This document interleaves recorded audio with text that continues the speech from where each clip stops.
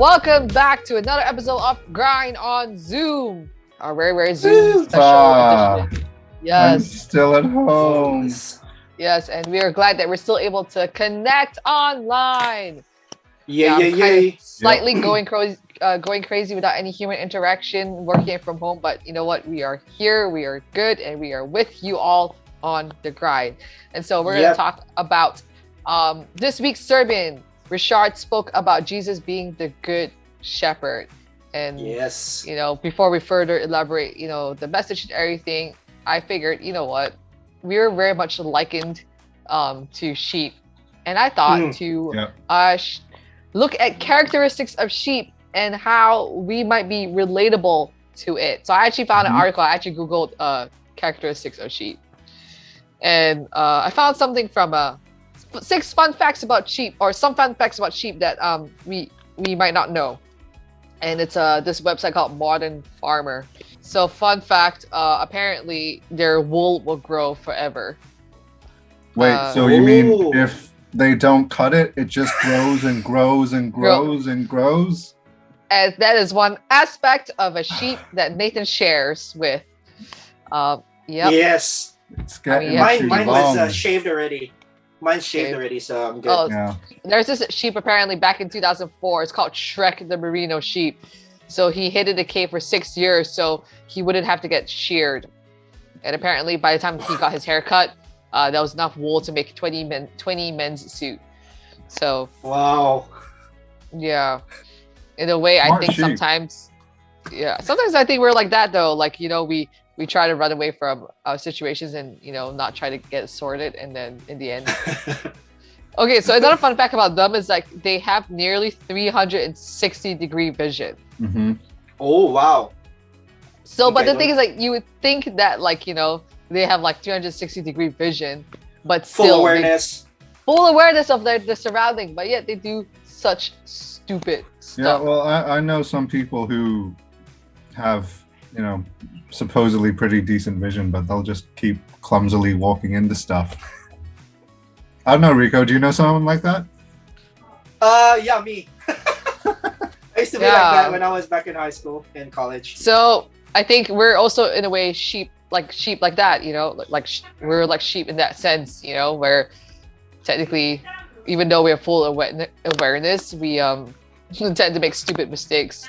Like, I don't know whether you guys seen like sheep videos where like it's just like the dumb things that sheep do. It's they don't come off as very smart. No. Yeah. And have you guys sorry.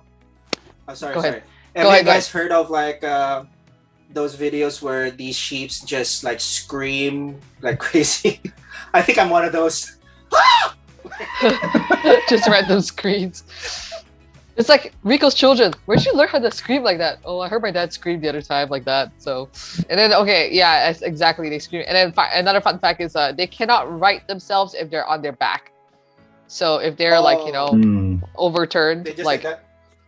Yeah. Honestly, that's what every morning feels like. Exactly. There are actually some aspects of sheep that are just like really relatable.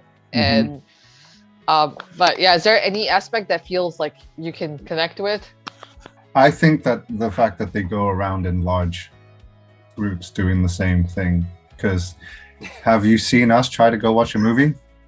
There's like 10 of us at any given time. That is true. Right? Just 10 of us sitting there like, oh. That's our. It's so true. It is quite proper painful. Sheep behavior. Yeah, we're like, who's leading? Where are we going? What time are we watching? Yeah. Who's buying the tickets? I think for me, it's just the fact that we're staying at home as well. We always like to be inside the what do you call that? The pen. The sheepfold. The sheepfold. Yeah, I think that's one thing we are right now, like being at home rather than coming out. We would just come out because we need something like food and stuff. And then just go back inside. Yeah. I think the lack of awareness sometimes is definitely quite relatable. Besides the whole, like, you know, it's like you're aware of the facts. Like, there's one time, like, I am very aware of the fact that I'm holding that colander, right? You call it colander, right? Colander. And then I'm pouring macaroni through to strain it, to drain the water. Except that I'm holding, and I know I'm holding something hot, and I'm pouring it down. I'm pouring it on my hand. Yeah, so exactly. It's like, hello, like I know. I'm like, what am I doing? Like I'm pouring hot water on my hand, like voluntarily. It's just almost like that connection in my head. It's like, hello, it's hot. Don't do that. Yeah, I can relate to that awareness too. Like for example, for me when I was young, especially when you're like even younger, your awareness is like off the roof, and then you're like, ooh, fan. So yeah, that happened to me. So I can relate. Do you think God when he looks at us, like either he's actually having a good laugh at us, like wow, that's so dumb, or he actually has a collection of like videos, you know? Yeah. Or actually just going, oh my goodness, that's so dumb. Or like a meme, like that face. I mean, he's like, wow, this is like the sheep that I created. Like, wow, they're quite amazing. It's like I did not know that they can be that's dumb. But thankfully, the Lord, still loves us as we are, and still all takes this points care to of why us. we need a shepherd. Exactly. Yes. Basically, it's like this is exactly why I sent my son for these people. But yeah, looking at how dumb we are and still sending his son for us, I think just shows how much he loves us. Yeah. And so Amen. that is the good shepherd that we have. And I'm sure Jesus has all these different characteristics, like being kind, compassionate, or different roles. Like in this season, do you find yourself like being drawn to a specific characteristic of God? I think for me, one would be just the fact that Jesus is so fearless that he would be willing to just watch us 24/7 and just fight for us. When dangers come in our lives, he would already be there watching over us. I think that's one thing that I could say. And the fact that he would actually risk his life for us. Yeah. Basically, he laid his life for us so that we are saved. So yeah. Yeah, because where it says I have it here, John 10:11, it says, "I am the good shepherd. The good shepherd lays down his life for the sheep." Right, and that's very comforting right now. With the world being on fire, that we have, and we talked about it last week, protection. Yeah, like someone to go run behind and go, oh, it's scary. That is maybe what I am leaning a lot into these days. Yeah, that's true. Like I think the one that's been sticking out to me is how God is with me. Like no matter what, like he's there. And I know I've said this before, like I don't know what's going to happen today, but I know one thing for sure is that God's with me, and I feel like that's just something that's constantly reminding me. It's like I'm not alone. I can ask for help. Don't try to do things all on my own. I think sometimes I just forget to consciously ask God for help. I'm just like, there's so much to do. I can't do this. It's almost like, hello, I'm your good shepherd. I'm here. Ask. I always have that imagination also, like for example, once you get out of the house, the Lord is like outside the door. He's like, are you ready? Because I'm ready. We can go out now. And then you're safe. You're safe with me. Just go. And then just be sure to stay with me and stick with me. And you're going to be fine. I don't think you know what I'm dealing with here. Come on, let's go. Double time. These people are animals. They're probably here already. Just wait for me to I can appreciate your concern, but I assure you, you are perfectly safe. All you need to do is exactly what I tell you. Mr. Seifert, this way, please. Something like that, you know? Yeah. And then you always like wander around. Then, come back here. Go over there. Go where we're going. Yeah. And it's kind of amazing how even though Jesus is this one being, yet we experience him so differently, and he knows us exactly like he knows our needs, and we heard like in our past sermons how like he knows how exactly how to care for us. He knows how exactly how to be there for us. And so how does it feel knowing that Jesus knows us so well? It is like, it feels very safe, because like you said, like, you know, it's all about intention. Like if someone knows everything about you, you don't know what they're going to do with that information. Like Facebook can sell my information so that they'll send me ads to buy more Transformers, robots, but Jesus is not going to sell my information for ads. So the fact that he knows everything about me, he knows everything that's going to happen, is, it's comforting. It's a place of safety, I think. Yeah, I agree as well. I feel like also, like, you know, like what you said, Pat, earlier, that we have such low awareness, and sometimes we are bringing ourselves to a danger zone, and the Lord would kind of like, oh, you're not supposed to go there or something. And as for me as a parent, I always remind myself, I always feel like I'm being reminded by the Lord, like, you know, like when I'm with my kids, it's almost like a sheep taking care of what is a sheep called if they're small ones? Still sheep? Lamb. A lamb. Lamb.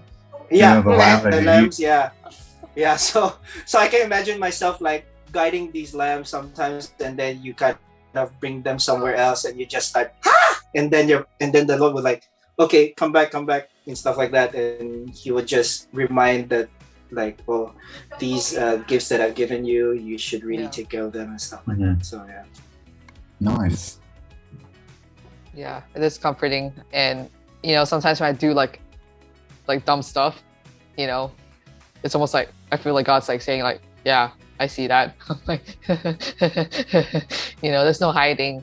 And even though like, you know, he knows us so well, but I've always had this thought like, oh, if he knows us so well, do I need to pray sometimes? Like in terms of like, he knows my deepest thoughts, right? Like, do I need to verbalize it? But I think it's just a relationship, right? Like even though like, you know, like even though you know someone wants something or needs something, you kind of just verbalize it. And so when you verbalize it, you kind of like have that relationship going on. So you feel like you're a safe space to verbalize these thoughts, these fears, these desires.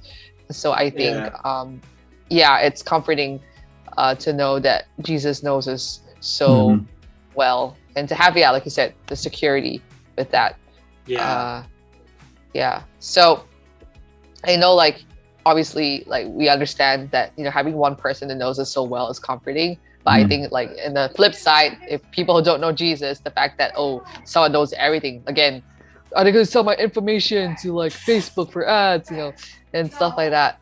So I think, you know, when we talk about having a personal relationship with Jesus, like how do we explain this, you know, to someone who's asking questions about it, right? Like how do we explain it?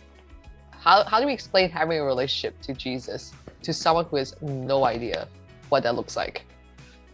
I would say this. I know, like when I talk about Jesus, I talk about like the personal impact that he has on my life. So make it more personal, I guess. And not saying that how like he can do this for you. I mean, because like I said, right, like Jesus has done different things in our lives and we experience him so differently. So how the person that's going to experience Jesus could be completely different from how I experienced Jesus, but I can share my experience.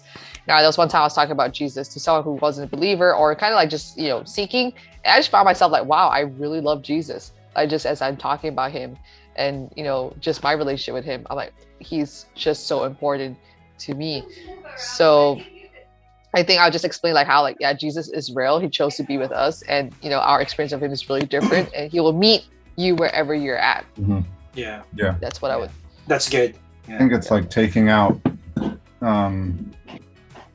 the not taking out completely, but making him seem more relatable as an actual person, right? Because I think a lot of people, their image of Jesus or of God is like high and mighty, sitting on a throne far away, very removed from who we are. No involvement except maybe to judge. But if we take that, remove that a little bit and make Jesus the person that we interact with on a daily basis. Because it's like it is literally just like having a friend that you speak to every day or every other day, or as much as you want. It's basically as much or as little as you want, right? Yeah. So basically doing what he did, coming down to Earth to live among us, becoming a human, just making him seem more human, relatable. More relatable. Yes. Yeah, I was about to say that too. Like, I totally agree with what Nathan is. I think one of the things that I would tell people who still don't know who Jesus is I try to figure out someone who's relatable to them, whether if it's a family or a parent or even a friend that they're close to, that sometimes they can be as vulnerable as they want to express how they feel, and they still feel safe. So the only difference between the people that we know and God is that even though we haven't mentioned anything, he knows completely who we are and still have no judgment whatsoever with who we are, and the fact that he would still accept that. And what Nathan said, that he would go here on earth so that he would be with us, and also just relate to us, feeling like, okay, so you guys are experiencing some sort of, let's say, fear or these anxieties or stress.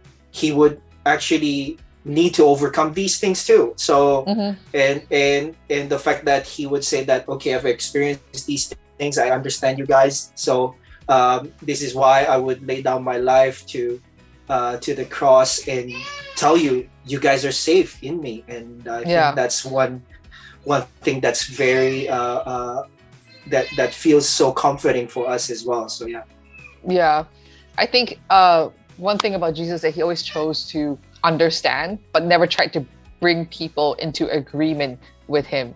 So it's like so basically when he shares all the parables and stuff and the stories, it's like understanding, because with agreement you're trying to manipulate the person to agree with you sometimes, these are the facts, you have to do this. But when you try to understand someone, there's the connection and there's a relationship. And so I think that's something that we want to do, is like, yes, we know that Jesus is the one true God, but sometimes it's going to take some people some time to understand that, and so we don't want to try to listen to me, I am, my opinion is king, but to really take time to understand them and bring them in, for them to understand, hey, this is why we believe what we believe. So that's good. Good stuff, guys. So good stuff. Very nice. Very nice. Your kids are agreeing with us. So anyways, they're going crazy. Something to think about, the next time you do talk to someone about Jesus, how would you talk to them about it? And, hopefully maybe the Lord will just bring people into your path, and you can just be, sharing about the good news of Jesus and how he truly is a good shepherd. Amen. Yeah. So hopefully we stop wandering around like sheep and be like, what? What? Yeah. Yeah, we'll see about that. Yeah, I'll see about that, hopefully. All right, then. Thanks again, guys. And I will see you later. Get it? No. Okay. I gotta run. I'll see you guys. See you guys. Bye, Nathan. Oh, nice shorts. I like it. Wow.